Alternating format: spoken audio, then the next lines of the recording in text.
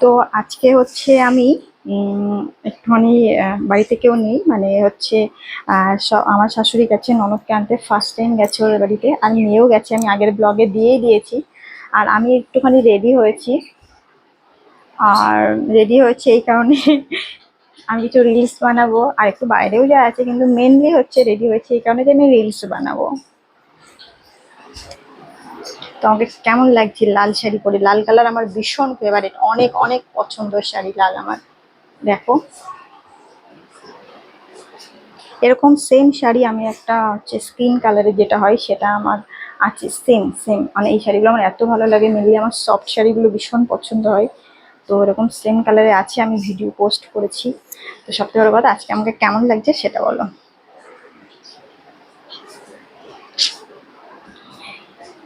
আহ তো অবশ্যই আমাকে কমেন্টে জানিও। আর আমি কিছু রিলস বানিয়ে নিই, আজকে আমার বাড়িতে ওয়াইফাই যেটা আছে সেটাও প্রচণ্ড সমস্যা করছে।